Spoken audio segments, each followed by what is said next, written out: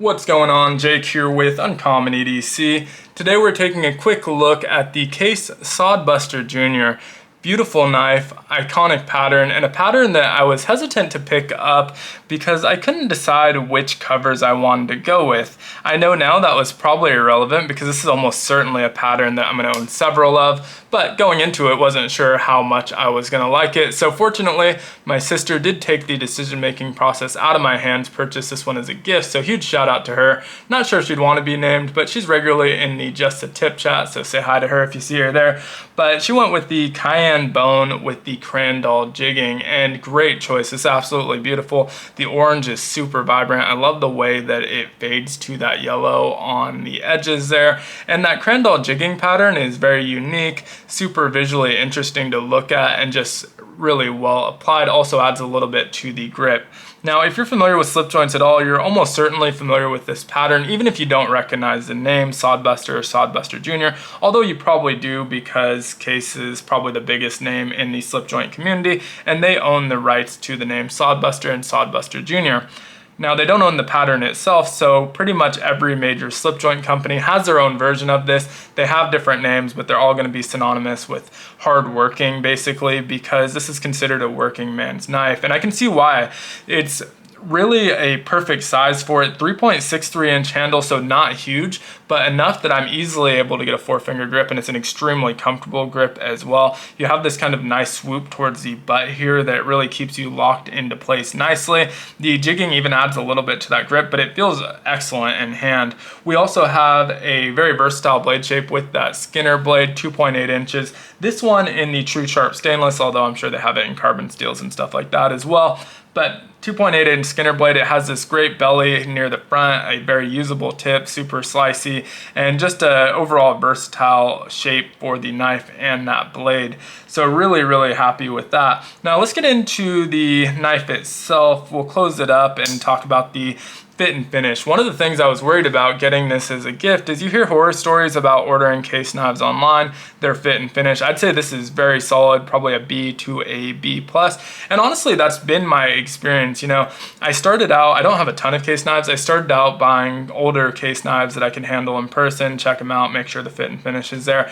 And then I started ordering online, usually from small retailers. I'd put a note in the order asking if they could inspect the fit and finish before sending it out to avoid returns. And I really haven't been burned, but I know my sister ordered this one on Amazon, and so that's where you get a lot of those horror stories. But overall, excellent fit and finish. The one issue that I would point out with it, the only one that I'd really even consider an issue, is that blade centering. It is slightly off and favoring the show side, as you can see. Now, it's not to the point where it's creating any sort of blade rub or blemishes on the blade itself. I think because when we open it, we use that nail nick, we're putting pressure on it, and that pushes it back to center before opening it. So it really hasn't caused any issues, so I'm very happy with the fit and finish. Looking at the rest, the covers themselves are incredible, really well matched, and just really well done, as we'd expect from Case. I think that is one of their strongest suits. The pins and the shield, all as flush as you can expect with a jigged pattern. You know, there are some areas that are lower or higher than the jigging, but that's to be expected when the cover material itself is not flush. So really kind of nicely applied there as well. We have that Case script shield, the same one you see on the sticker behind us, but love that shield. I think a classic looking, brass pins, brass liners. And looking at those liners and springs, there is a minor gap between the spring and the liner on the pile side, but it's so minor that you may not even be picking that up on camera, and not something I'm super concerned with either. And then we have the walk and talk, the pull on here, really snappy action, smooth, not the heaviest pull, which is I think pretty consistent with my other Case knives as well, except for some of the super old ones where maybe it's tightened up over time. But I'd say probably about a 4 pull, but really smooth, no half stop here, and so you can go right past that into the open position, really snappy into both the open and that closed position, and so really happy with the action as well. Also a nice strong back spring, so you don't have to worry about this closing up on your fingers too much. Obviously you don't want to put your thumb on the back of that blade while you're cutting with the slip joint. Just keep it back here and you'll have no issues because the cutting pressure is going to be pushing that blade backwards. But in the event that maybe you do accidentally close that, you see that the tang is what closes on your index finger, so that's really not going to cause any issues either. Overall, absolutely loving this one.